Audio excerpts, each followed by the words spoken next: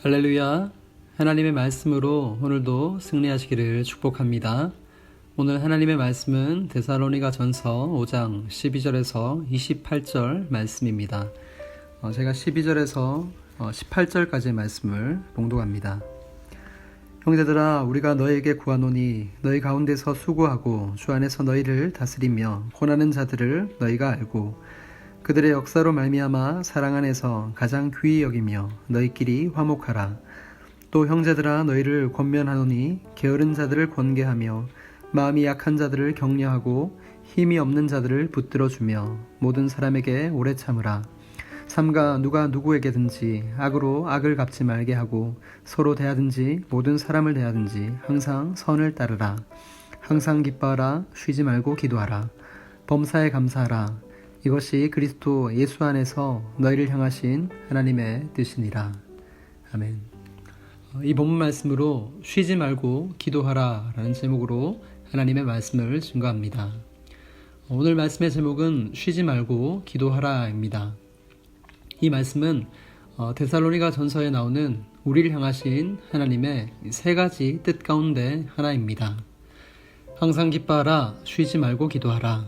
범사에 감사하라. 이것이 그리스도 예수 안에서 너희를 향하신 하나님의 뜻이니라 말씀합니다. 기쁨, 또 기도, 감사, 이 하나님의 세 가지 뜻의 중심에 있는 말씀이 바로 쉬지 말고 기도하라입니다. 그래서 한 목사님은 우리가 항상 기뻐하고 범사에 감사할 수 있는 비결, 그 힘이 쉬지 말고 기도하는 것에 있다고 말씀하셨습니다. 저는 이 말씀 해석이 참 좋습니다. 제 삶을 보고 또 여러 신앙의 위대한 인물들을 보면 결국 기도의 힘이 기쁨과 감사를 낳는다는 것을 잘 알 수 있습니다. 지금 이 데살로니가 전서를 쓴 바울만 보더라도 그는 참으로 기도의 사람이었다는 것을 여러 서신서를 통해 알 수 있습니다. 그가 늘 기도로 하나님과 교제했기에 감옥에 있을 때도 기쁨이 충만했고 우리 구주 예수님을 생각하면 늘 감사할 수 있었던 사람이 바로 사도 바울이었습니다. 그가 그렇게 기쁨과 감사를 힘겨운 일상 속에서 누릴 수 있었던 비결, 그 비결은 바로 기도에 있었음을 우리는 기억해야 하겠습니다. 그렇다면 쉬지 말고 기도하라는 뜻은 무엇일까요? 사랑하는 여러분, 쉬지 말고 기도하라 라는 문장을 들으면 어떤 생각이 드시나요? 많은 성도님들이 부담스러워 하실 것입니다. 어떻게 쉬지 않고 기도할 수 있을까? 하루 종일 아무 일도 하지 말라는 뜻인가? 이렇게 잘 이해도 되지 않고 실천하기가 무척 부담스러울 수 있겠다 싶습니다. 그런데 기도를 제대로 이해한다면 이 쉬지 말고 기도하라는 말씀에 얼마든지 순종할 수 있다는 것입니다. 왜냐하면 기도란 하나님과 사귀는 것이기 때문입니다. 이 철학자 데카르트가 유명한 말을 남겼습니다. 나는 생각한다, 고로 나는 존재한다. 이 명언을 뒤집어 보면 우리 인간은 죽을 때까지 생각한다는 것입니다. 그래서 사람이 하루에 5만 가지를 생각한다고 합니다. 이것을 오늘 말씀 쉬지 말고 기도하라는 말씀과 연결해 보면 쉬지 말고 하나님을 생각하라는 말씀이 됩니다. 항상 하나님과 동행하라는 말입니다. 늘 성령 충만하라는 뜻입니다. 히브리서 기자는 믿는 도리의 사도이시며 대제사장이신 예수를 깊이 생각하라고 말씀했습니다. 늘 주님과 동행하라는 말씀이 바로 쉬지 말고 기도하라는 말씀입니다. 그렇습니다. 기도의 초점은 영이신 하나님과의 교제에 있습니다. 살아계신 하나님의 영을 만나고 함께 살아가는 것, 그것이 쉬지 않는 기도의 삶입니다. 꼭 무릎을 꿇고서 눈을 감고 두 손을 모아 기도하는 것만이 기도가 아닌 우리의 모든 삶의 행동이 하나님과 연결되어 있는 것이 바로 기도의 삶이라는 것입니다. 청소 일을 할 때도 저도 모르게 죄에 대해서 많이 묵상하게 됩니다. 여러분, 이 먼지가 어디에 많이 있는지 아시나요? 네, 은밀한 곳에 많습니다. 우리 눈에 보이지 않는 그 작은 티끌의 먼지, 지금도 공중에 붕붕 떠다니는 그 먼지가 가라앉아서 자기네들끼리 뭉칩니다. 그리고 사람 손에 닿지 않는 저 구석진 곳에 모여 있습니다. 문틈이나 의자, 책상 및 침대 밑에 들춰보면 먼지 뭉치가 모여 있는 것을 발견할 수 있습니다. 공통점은 바람이 잘 안 부는 곳에 자기들끼리 달라붙어서 뭉쳐 있다는 것입니다. 여기서 저는 저의 죄된 본성을 발견하게 되었습니다. 은혜의 자리를 사모하지 않으면 저의 나태함과 게으름의 본성이 덕지덕지 먼지처럼 붙게 된다는 것입니다. 성령의 바람을 말씀과 기도, 감사와 찬양, 이 예배로 나아가지 않게 되면 하나님의 뜻대로 살지 않게 되고 악한 본성으로 살고자 하는 대로 또 살게 되어 있다는 것입니다. 감사한 것은 그런 삶에 진정한 기쁨이 없다는 것을 계속해서 성령님께서 가르쳐 주신다는 것입니다. 그렇습니다. 사랑하는 여러분, 우리 그리스도인은 누구입니까? 바로 하나님의 자녀입니다. 하나님께서 창세전에 택하셔서 우리를 택하신 족속, 왕같은 제사장, 거룩한 나라, 하나님의 소유된 백성으로 삼으셨다라는 사실입니다. 한마디로 하나님의 소유라는 것입니다. 그래서 우리 안에 이 세상 만물의 주인 되신 하나님께서 우리 안에 들어와 계시다는 사실입니다. 여러분 믿어지십니까? 그 거룩하신 하나님이 다른 곳이 아닌 우리 몸을 자신의 거처로 삼으시고 들어와 계시다는 사실이 여러분 믿어지십니까? 네, 그렇기 때문에 우리는 이미 하나님과 연결되어 있고 그 하나님과 교제하지 않으면 진정한 평안, 안식을 누릴 수 없다는 것입니다. 사랑하는 성도 여러분, 하나님께서 그런 우리를 사랑하시는 마음으로 오늘 이 말씀을 하십니다. 쉬지 말고 기도하라. 이 짧은 문장은 우리를 향하신 아버지 하나님의 사랑스러운 음성입니다. 나와 쉼없이 교제하자. 내가 너희 안에 있듯이 너희도 내 안에 있어라. 나와 함께 동행하자. 나를 떠나서는 아무것도 너희가 할 수 없단다.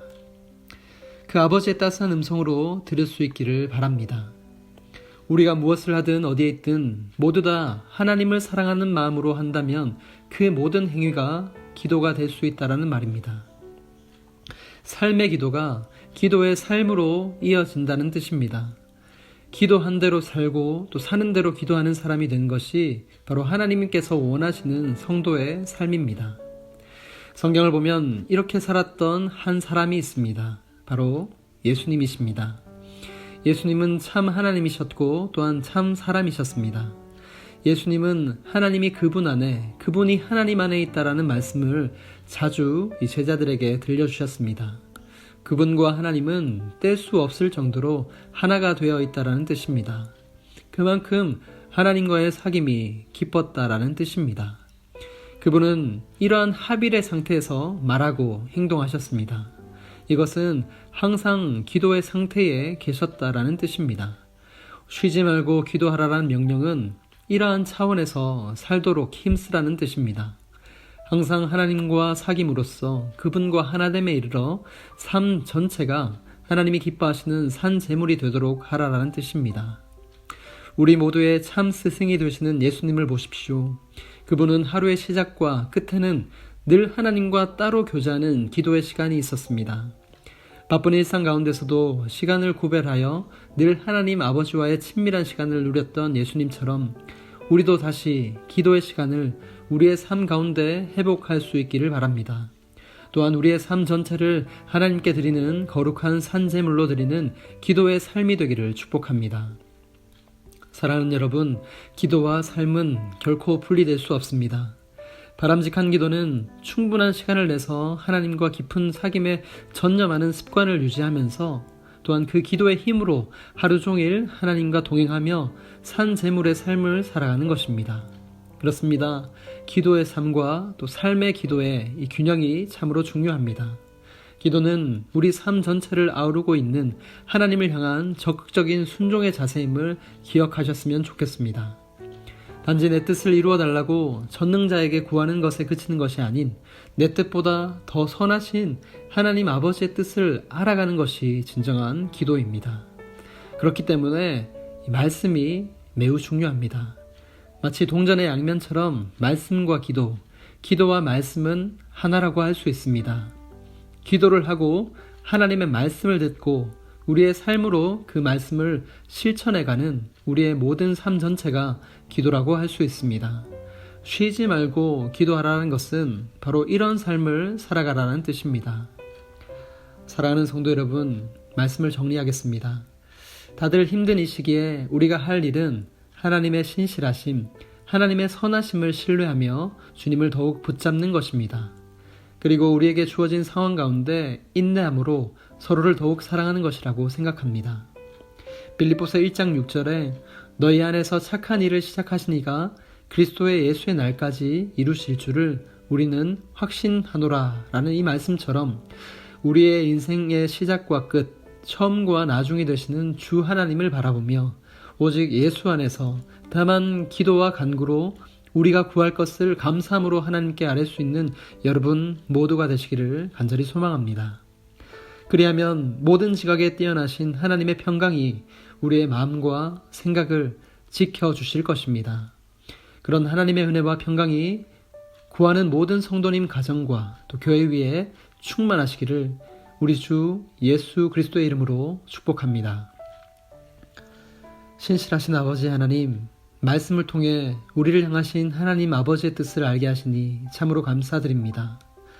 하나님의 자녀로서 늘 기쁨이 충만하고 모든 상황 가운데 감사가 넘칠 수 있도록 우리에게 믿음을 더하여 주옵소서.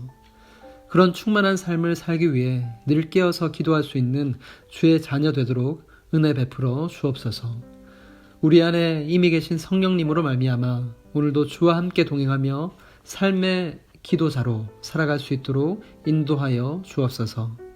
우리 구주 예수님의 이름으로 기도드립니다. 아멘.